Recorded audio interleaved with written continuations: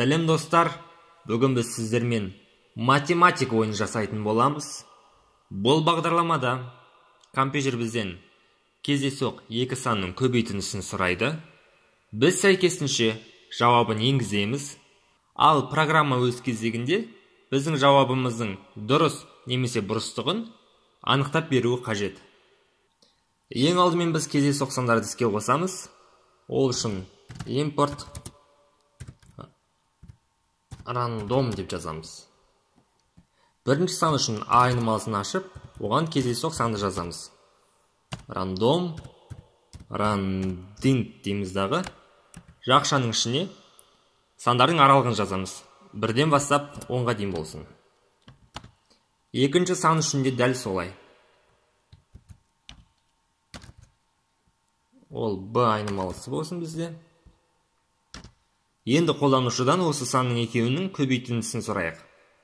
Ол үшін нам айнымалысын ашайындағы input арқылы енгізейін. Input.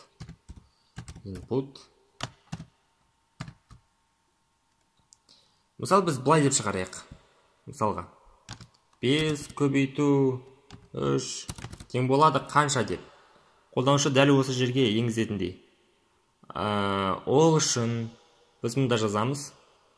А қосылған, мұнда көбейтілген, қайтадан қосылған, Б қосылған тең болады деп жазамыз.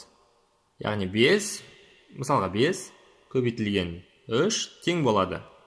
Егер біз дәл осылай қалдыратын болсақ, программа бізге қате береді. Сондықтан А дегеніміз бізде бүтін санды форматта болғандықтан, оны жолдық форматқа ауыстыруымыз қажет. Ол үшін str деп жазамыз. str деп жазамыздағы аны жақшаның ішіне аламыз.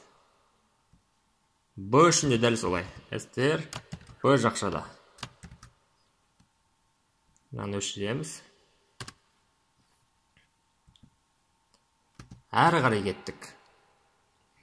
Енді бізге берілген көбейтіндінің дұрыс немесе бұрыстығын анықтайтын кодты жазайық.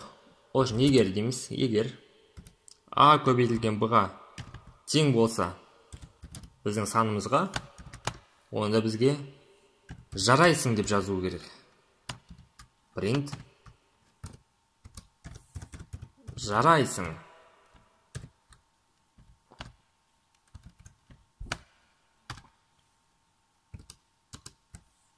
Әйтпесе print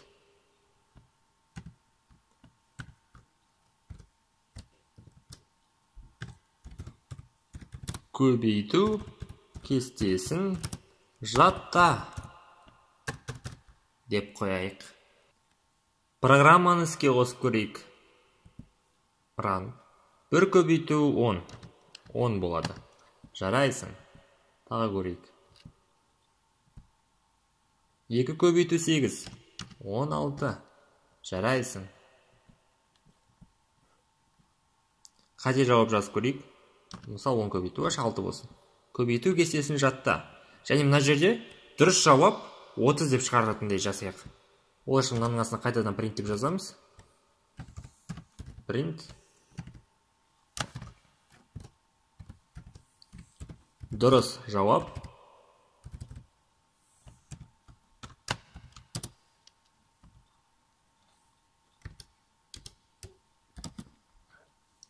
А көбейтілген Б-ға болсын. 2. Дұрыс жауап 15. Енді біздің ойынымыз қайта-қайта жаңа сандарды бізге шығарып тұрсын. Ол үшін мына жаққа цикл қолданамыз. While деп жазамыз.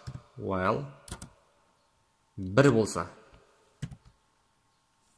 дейміз дағы. Мынаның бәрі таб арқылы жылжытып шығамыз.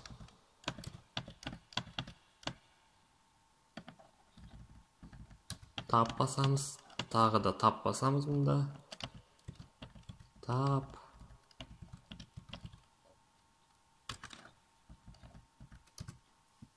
Қосып көрейік. 10 көбейту 1. 10. Жарайсың. 7 7 49. Жарайсың. 5 болсын. Көбейту кестесін жатта. 1-ді көбейту 7. Міне ары қарай осылай ойнай берсеңіздер болады. Мына жерде қате жазып қойдым. Осылай ойнай берсеңіздер де болады.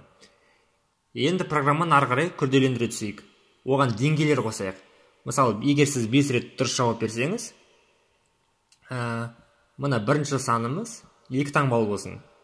Ал егер 10 рет дұрыс жауап беретін болсаңыз, онда екеуі де 2 таңбалы болсын.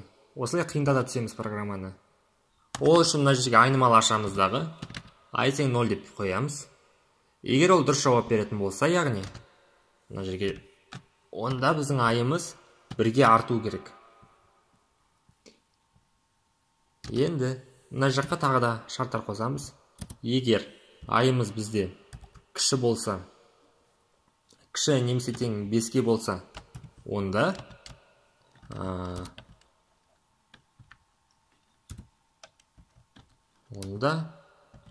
бізде 1 таңбалы ғана санда шығады.